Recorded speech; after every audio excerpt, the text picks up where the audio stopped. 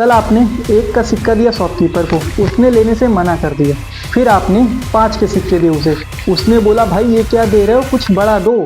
सवाल ये है, क्या भारत में बने सिक्के अब भारत में ही नहीं चल रहे, या फिर ये 1 के सिक्के, 2 के सिक्के, 5 के सिक्के, 10 के सिक्के, जो सिक्के हैं हमारे अब ये प्रचलन में नहीं रहे, क्या अब ये मनी फ्लो से बाहर हो चुके हैं, इसका एक्सेप्टेंस नहीं रहा, लीगल टेंडर खत्म हो चुका है क्या, या फिर ये एक सिर्फ फेक नैरेटिव है जो हमें सिर्फ अंधेरे में रखा जा रहा है और सच्चाई कुछ और ही फैल रही है। सो चलिए शुरू करते हैं। आज के इस वीडियो में हम लोग बात करेंगे इन छोटे सिक्कों की बड़ी बड़ी कहानी, जो हमारे शॉपकीपर्स हैं बड़े बड़े, जो फैक्ट्रीज वाले हैं, इनको एक्सेप्ट वास्तव में क्यों नहीं कर रहे, या फिर इसके पीछे की वास्तविकता क्या है।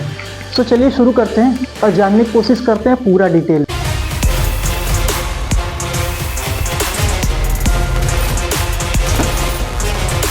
They are fake.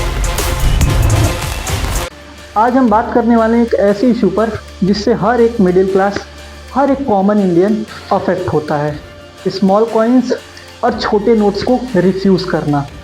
ये सिर्फ इनकन्वीनियंस नहीं है, ये लॉ का वायलेशन, पब्लिक इग्नोरेंस और इकोनॉमिक डिसिप्लिन का ब्रेकडाउन है। सो इस वीडियो के अंत तक आप जान जाओगे सच क्या है, झूठ क्या है और आप अपना हक कैसे पा सकते हो। इंडिया में कॉइन सिर्फ चेंज के लिए नहीं बना था, इसका काम था daily veg economy, small transaction और रूरल एंड अर्बन को बैलेंस में करना।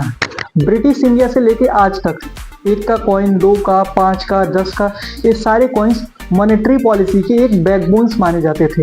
बट सन 2010 आने के बाद जब से ऑनलाइन पेमेंट मेथड शुरू हुआ, इन्फ्लेशन बढ़ा और जो कॉइन्स के डिज़ाइंस हैं उसमें परिवर्तन आया, तब से अफवाहों का मार्केट ऊपर आया। अफवाहों के मार्केट में कुछ इस प्रकार की अफवाहें उड़ी कि ये कुछ सिक्के जो हैं अब एक्सेप्टेंस में नहीं रहे, इनको अब नहीं लिया जाता है। सो आज का मेन प्रॉब्लम तो आप समझ गए होंगे। आज का मेन प्रॉब्लम ये है, कुछ शॉपकीपर्स हैं, कुछ फैक्ट्रीज वाले या फिर कुछ ट्रांसपोर्टेशन सर्विसेज वाले, उनके नज़र में ये कॉइन्स एक्सेप्टेंस में है ही नहीं। उनका लॉजिक ये है कि ये कॉइन्स को काउंटिंग करने में काफ़ी दिक्कतें होती हैं। ये कहते हैं कि कस्टमर ही क्यों ना इसे ले लें, या फिर ये कि ऑनलाइन पेमेंट कर दो भाई। तो सवाल ये है, क्या कन्वीनियंस अब लॉ से ऊपर आ चुकी है? क्या अब हमारी कन्वीनियंस के लिए या फिर उनकी कन्वीनियंस के लिए अब हम इसे लॉ ब्रेक कर सकते हैं? इसका सबसे बड़ा नुकसान उनको होता है जो डेली वेज वर्कर्स होते हैं, स्टूडेंट्स जो होते हैं, एल्डर्स पर्सन होते हैं, या फिर वो लोग जो भी गांव से आए हैं शहर घूमने के पर्पज़ से या रहने के पर्पज़ से या कुछ और भी। सो सवाल सिर्फ इतना सा चल रहा है, क्या हमारा कन्वीनियंस जो है, हमारी कन्वीनियंस क्या अब लॉ ब्रेक कर सकती है? सो अब बात कर लेते हैं कुछ एंगल्स की। पहला, लीगल एंगल। इंडिया का लॉ बिल्कुल क्लियर है। इंडिया में कॉइनेज एक्ट 2011 के अकॉर्डिंग वो ये कहता है कि 1 का सिक्का या फिर उससे बड़ा सिक्का ये लीगल टेंडर के अकॉर्डिंग ही है, ये लीगल टेंडर के अंतर्गत माना जाता है, इसको कोई मना नहीं कर सकता। Up to 1000 rupees per transaction.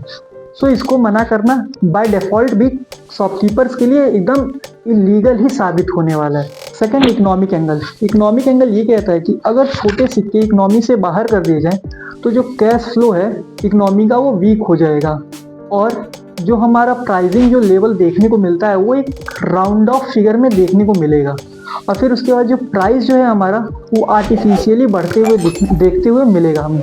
जैसे कि अब 9 का जो सामान है वो अब 10 का मिलेगा। क्यों? क्योंकि अब 1 का सिक्का तो बचा नहीं ना। सो बस इसीलिए। तीसरा, साइकोलॉजिकल एंगल। जब लोग खुद ही रिपीटेडली देखेंगे कॉइन्स को रिफ्यूज़ होते हुए तो वो खुद बिलीव नहीं कर पाएंगे और उन्हें खुद भी लगेगा कि हाँ ये तो इनवैलिड ही है। इसमें जो होता है, इसमें मास लेवल पे जो लोगों के मन में र्यूमर्स होते हैं वो फैलते हैं और मास कलेक्टिवली मिस इन्फॉर्मेशन स्प्रेड होती है। चौथा, सोशल एंगल। जब आज हम लोग 1 के कॉइन को यूजलेस मानेंगे या फिर रिफ्यूज़ कर दिए जाएंगे, तो कल को ऐसे 10 का होगा, फिर धीरे धीरे नोट्स भी होंगे, तो इससे लोगों में ट्रस्ट इश्यूज होंगे, ट्रस्ट बिल्ड नहीं हो पाते हैं अच्छे से। ये हमारे देश के लिए भी बहुत डेंजरस साबित। तो अब शॉपकीपर्स का भी प्रोस्पेक्टिव समझ लेते हैं। उनका कहना है कि कॉइन्स ईजिली हैंडल ही नहीं होते, टाइम कंज्यूमिंग है और बैंक वाले इजीली एक्सेप्ट नहीं करते इसे। कस्टमर ज़्यादा क्वांटिटी में ला के दे देता है। माना ये प्रॉब्लम रियल हो सकती है, लेकिन सल्यूशन ये नहीं कि अब करेंसी को ही इलीगल ट्रीट किया जाए। ये इशू हमारे देश के कुछ बड़े शहरों में ही देखने को मिल रहा है, जबकि आरबीआई ने ऑफिशियली क्लैरिफाई किया है कि ये सारे सिक्के वैलिड हैं। ऐसा ही एक केस यूके में भी देखने को मिला था, जब वहाँ पे शॉपकीपर्स ने डिनाई कर दिया था छोटे सिक्कों को लेने के लिए, लेकिन फिर वहाँ की गवर्नमेंट ने अवेयरनेस कैंपेन चलाई, फिर जाके सब सही हुआ। अगर हमने अभी आवाज़ नहीं उठाई तो इससे कैश डिस्क्रिमिनेशन बढ़ेगा, पुअर और रिच के बीच में गैप बढ़ेगा, इनफॉर्मल इकोनॉमिक कोलैप्स कर जाएगी। लेकिन अगर अवेयरनेस बढ़ी तो सिस्टम में डिसिप्लिन होगा, शॉपकीपर इसके प्रति अकाउंटेबल होंगे और करेंसी का रिस्पेक्ट फिर से वापस आएगा। तो अब बात कर लेते हैं इसके सल्यूशन पे। इसका सल्यूशन ये है कि गवर्नमेंट को इसमें एक अवेयरनेस नोटिस लानी चाहिए, उसके लिए उसे एक स्ट्रिक्ट गाइडलाइंस बनानी चाहिए और बैंक लेवल पर फैसिलिटेशन प्रोवाइड करानी चाहिए।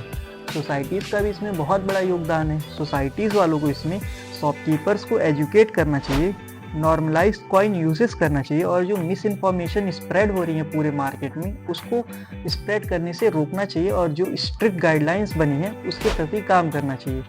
मेरा और आपका भी इसमें बहुत बड़ा योगदान है अवेयरनेस फैलाने में। इसमें हम लोगों का क्या काम है कि हम लोग ये स्ट्रिक्ट गाइडलाइंस बनी है उसके प्रति हम लोग भी जिम्मेदार हैं, हम लोग भी उसे फॉलो करें और जो हमारे अगल बगल लोग हैं जो इनके प्रति माइंडसेट बना हुआ है इसके लिए, उसको माइंडसेट को कम से कम किया जाए। इस प्रकार पूरे देश में एक चैन का फॉर्मेशन होगा और जो ये फेक नैरेटिव लोगों के मन में बनी है उसको एक वैलिड रूल और एक वैलिड वे मिल सकेगा।